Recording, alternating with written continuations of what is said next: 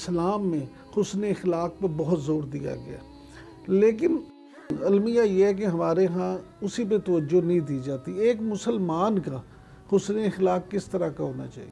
دیکھیں میرا point of view ذرا روٹین سے ہٹ کے ہے۔ ایک تو نبی الاسلام کو اللہ تعالیٰ نے ان کے اخلاق کی تعریف کی ہے، وَإِنَّكَ لَعَلَىٰ خُلُقٍ عَظِيمٍ، آپ اعلیٰ ترین اخلاق کے اوپر فائز ہیں۔ سورۃ القلم میں آیا، سورہ آل عمران میں آیا، غزوہ احد میں چند صحابہ نے نبی الاسلام کی نافرمانی کی اور فتح شکست میں بدل گئی۔ ظاہر نبی الاسلام کو غم تھا، اللہ تعالیٰ نے نبی الاسلام کو کہا کہ ان کو میں نے معاف کر دیا، اب آندہ بھی ان کو مشورے میں شامل رکھنا، اور اگر آپ تند مزاج ہوتے تو کب سے آپ کے ساتھی آپ کو چھوڑ جاتے۔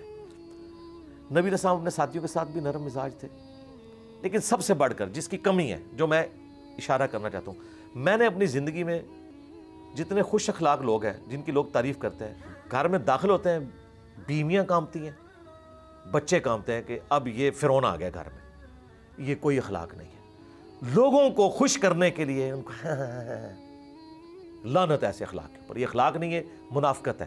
لوگوں سے بینیفٹ حاصل کرنے کے لیے، تعریف کروانے کے لیے، میں نے میجورٹی جو خوش اخلاق لوگ ہیں وہ اس طرح کے دیکھیں۔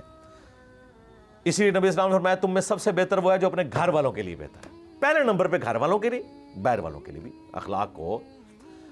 اب کچھ چیزیں ایسی ہیں جو ہم نے اخلاق خود سے بنا لی ہے، حالانکہ وہ بد اخلاقی ہے۔ مثلا بخاری مسلم میں کہ جب کسی کے گھر پہ جاؤ 3 دفعہ دستک دو، اگر وہ جواب دے تو ٹھیک، ورنہ واپس لوٹ آؤ۔ جواب دینے کا بھی کوئی پابند نہیں ہے۔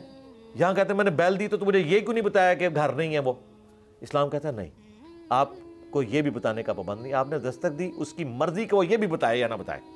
آپ مجھے بتائیں، یہاں پہ مس کال پہ کالوں پہ کالیں دیتے ہیں، ایک کال دے دی، اگر وہ ضروری سمجھے گا کر لے گا۔ دستک پہ دستک دیتے ہیں، یہ میرا رائٹ ہے کہ میرے دروازے پہ کوئی آئے میں اسے ملنا چاہتا ہوں یا نہیں، تو کہا گیا دستک دو، جواب مل جائے ٹھیک، ورنہ واپس لوٹ جاؤ، اس کا برا بھی نہیں ماننا۔ تو یہ اخلاقیات ہم نے دیکھنے کہ ہم اخلاقیات کس کو کہہ رہے ہیں۔ کسی کے دروازے پہ گئے، اگر پردہ نہیں لگا ہوا، سامنے کھڑے نہیں ہوں گے، سائڈ پہ کھڑے ہوں گے۔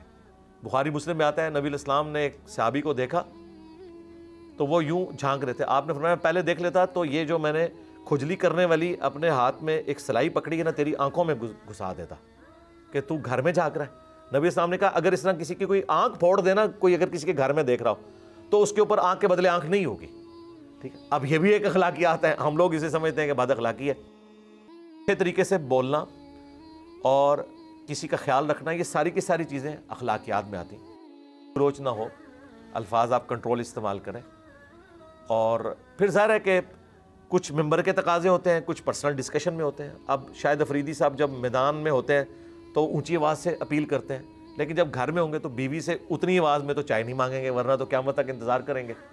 تو ممبر کا کچھ اور تقاضا ہے۔ ممبر پہ تو صحیح مسلم میں 2005 نمبر حدیث ہے، نبی الاسلام کی آواز بلند ہو جاتی، آنکھیں سرخ، غصے میں اضافہ، جیسے کوئی جرنیل ہو، لیکن عام حالت میں آپ نرم مزاج تھے۔ بخاری مسلم میں آتا ہے نبی الاسلام صحابہ میں بیٹھے ہوئے تھے، ایک پاگل عورت آئی، بڑھیا، اس نے کہا کہ محمد میری بات سنو۔ آپ امیجن کریں یار، پاگلوں کو تو ویسے کوئی بندہ منہ نہیں لگاتا۔ نبی الاسلام صحابہ کرام میں بیٹھے ہوئے اپنا پورا سینہ مبارک اس کی طرف کیا، یہ آپ کی عادت تھی، آپ کبھی یوں مڑ کے نہیں دیکھتے تھے، یہ بھی تکبر میں شمار ہوتا ہے۔ آپ پورے اس کے متوجہ ہوئے اور کہا تم مدینے کی جس گلی میں مجھے بلاؤ گی نا، میں تمہاری بات سنوں گا۔ پاگل عورت۔ ہم کس طریقے سے لوگوں کے ساتھ پیش آتے ہیں؟ خوش اخلاقی، لیکن کسی کی خوش اخلاقی کا یہ بھی فائدہ نہیں اٹھانا چاہیے کہ روزانہ اس کے گھر آپ پہنچ جائیں، میں چائے پینا آیا جی، خوش اخلاقی پوری کر، نہیں۔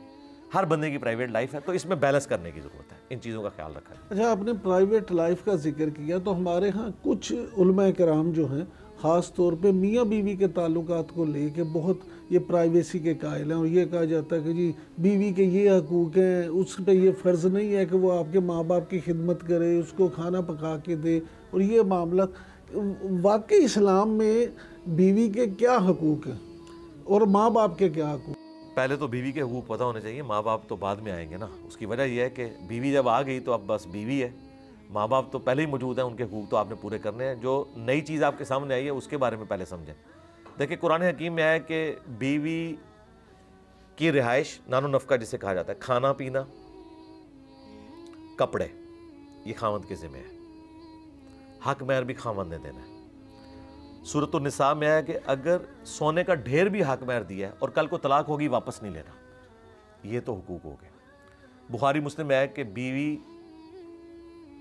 کے ساتھ آپ نے ایسا حسن سلوک کرنا ہے کہ عورت ٹیڑھی پسلی سے پیدا ہوئی ہے، اسے سیدھا کرنے کی کوشش کرو گے، توڑ بیٹھو گے، اسے توڑنا، اسے طلاق دینا ہے۔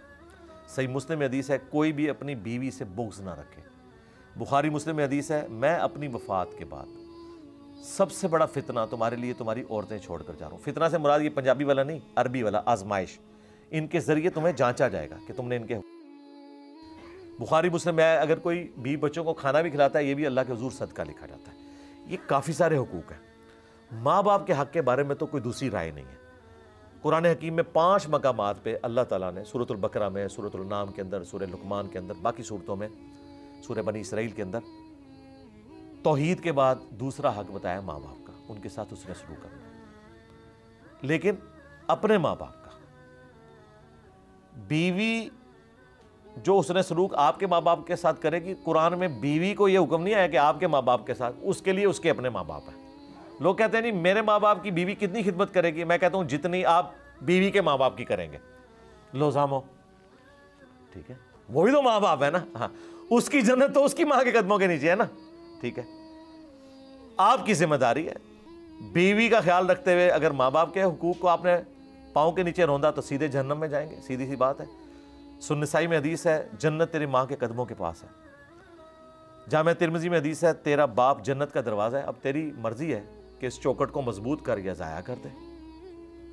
اسی طریقے سے بخاری مسلم میں حدیث ہے ایک صحابی نے پوچھا مجھ پہ سب سے زیادہ حق کس کا ہے؟ فرمایا تیری ماں کا۔ پوچھا اس کے بعد؟ کہا تیری ماں کا۔ پوچھا اس کے بعد؟ کہا تیری ماں کا۔ کہا اس کے بعد؟ کہا تیرے باپ کا۔ پہلے 3 حق ماں کے ہیں، پھر چوتھا باپ کا۔ تو بیوی تو آپ کے ساتھ ویسے ہی اٹیچ ہے، اس کے تو آپ نے حقوق پورے کرنے ہی کرنے ہیں، وہ تو اس بنیاد پہ آپ اپنے ساتھ اٹیچ کر رہے ہیں، لیکن ماں باپ کے حقوق آپ نے پورے کرنے ہیں۔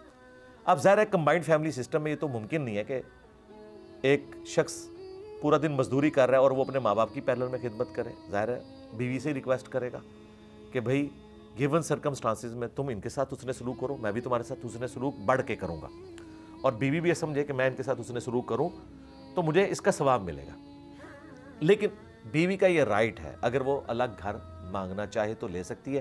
اگلے زمانوں میں بھائی ایسے ہی ہوتا تھا، اسی لیے آپ کو اسلام میں ساس سسر کا رشتہ نہیں ملے گا۔ ضرورتیں کم تھی، جیسے ہی کوئی نیا جوڑا شادی شدہ ہوتا تھا اس کا خیمہ الگ سے لگ جاتا تھا۔ آج بھی آپ موریتانیہ میں چلے جائیں خیمہ ہی لگتا ہے شادی کے بعد، ٹھیک ہے۔ اس لیے یہ تصور ہی نہیں ہوتا تھا، اس لیے آپ کو اسلام میں یہ ساس سسر کے حقوق ملیں گے نہیں، ماں باپ کے ملیں گے، بیوی بچوں کے ملیں گے، ساس سسر کا ذکر نہیں ملے گا، یہ کنسیپٹ نہیں تھا۔ یہ ہمارے سب کانٹیننٹ کا معاشرہ ہے۔ لیکن اس سے کوئی یہ نہ سمجھے کہ ماں باپ کے حقوق سے آپ عہدہ برا ہو گئے ہیں۔ مرد کی ذمہ داری ہے کہ بیمار ہو جائیں گے ماں باپ، ان کو ڈاکٹر کے پاس لے کے جائے گا، ان کی صحت کا خیال رکھے گا، کھانے پینے کا خیال رکھے گا، سب کچھ کرے گا، اور بہت اچھا اگر بیوی بھی اس کا ساتھ دے بہت اچھی بات ہے۔ ورنہ ایک ڈبل سٹوری مکان لے لیں جو افورڈ کر سکتے ہیں، ایک پورشن میں ان کو رکھ لیں، ایک میں ان کو رکھ لیں۔ عورتوں کی تو خواہش ہوتی ہے کہ وہ الگ گھر میں جائیں، ظاہر ہے ان کا رائٹ ہے۔ ساس بھی کبھی بہو تھی، اپنی والدہ سے بھی پوچھیں کہ ان کی بھی کبھی خواہش رہی ہوگی، تو دوسروں کو بھی آپ عزت دیں۔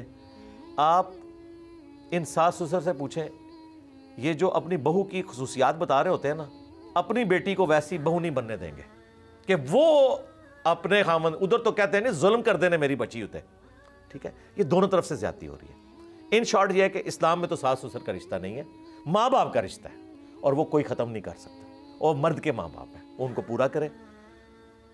بیوی کی منت سماجت کر لے۔ میں نے تو اپنی بیوی کو 20 سال سے منت سماجت کے ذریعے اپنے ماں باپ کے پاس رکھا ہوا ہے، الحمدللہ اس کا میرے اوپر احسان ہے، اور میں نے کہا میں پوری زندگی احسان نہیں اتار سکتا، ٹھیک ہے جی۔ تو یہ آپ کی آپس کی انڈرسٹینڈنگ ہے۔ یہ ساری کتابی باتیں ہیں کہ جی کوئی ساس جو ہے وہ بہو کو بیٹی سمجھے، نہیں، ساس خالہ بھی ہونا بیٹی نہیں بناتی، اس کو دشمنی بناتی ہے۔ آپ نے دیکھا ہے شادی کے بعد بہن بھائی ملنا چھوڑ دیتے ہیں، کیوں؟ یہ رشتہ ہی نیچرل ایسا ہے، اور نند کا رشتہ تو اس سے بھی زیادہ خطرناک ہے۔ مجھے تو اس تکلیف سے نہیں گزرنا پڑا، ہم 3 بھائی ہیں، اس لیے مجھے نہیں پتا، بلکہ سن سنا کے جو مجھے پتا ہے نا وہ بہت خطرناک ہے، بلکہ خطرے ناک ہے۔ وہ ٹانگیں نہیں کانپتی ہیں، کانپے ٹانگ جاتی ہیں سن کے۔ 4 بچے لے کے نندیں آ جاتی ہیں، اور ساس کی خدمت الگ سے بہو کرتی ہے، اس کے بچوں کے بھی برتن دھوتی ہے، اس کی بھی خدمت کرتی ہے۔ اب اس کا کام ہے نا کہ یہ کرے۔ میری وائف جب جاتی ہے نا اپنے میکے، وہ تو بیچاری رہنے کے لیے جاتی ہے، گھر کے پاس ہی ہے، تو وہ صبح جاتی شام کو آ جاتی ہے۔ تو میں نے کہا کہ بھئی جو تمہاری بھابھی ہے نا، اگر بچے ساتھ لے کے جاتی ہو تو اس کے ساتھ کام کروانا ہے، یہ نہیں ہے وہاں جا کے بیٹھ جانا ہے. تو وہ ماشاءاللہ ساتھ کام کرواتی ہے. میں نے اس کو تاکیداً کہا ہوا ہے کہ جو چیز آپ اپنے لیے رکھ رہے ہوتے ہیں نا، دوسرے کے لیے بھی اسی طریقے سے سوچیں. تو اس طرح بیلنس کرنا ہے. باقی اس ایکسٹریم پہ نہیں جانا کہ بیویاں جو ہیں وہ خامدوں کو لے کے سائڈ پہ ہو جاتی ہیں اور کہتی ہیں کہ ماں باپ کو آپ نے کچھ بھجوانا ہی نہیں ہے. یہ بھی ایک ایکسٹریم ہے. اور دوسری ایکسٹریم وہ ہے کہ جو ساتھ رکھتے ہیں وہ پھر ایک ظلم والا معاملہ بھی کرتے ہیں. تو بیلنس ہونا چاہیے. ناظرین، آپ نے انجینئر محمد علی کی گفتگو سنی. اللہ تعالی ہم سب کو صحیح معنوں میں اسلام کو سمجھنے کی اور اسلامی تعلیمات پہ عمل کرنے کی توفیق عطا فرمائے.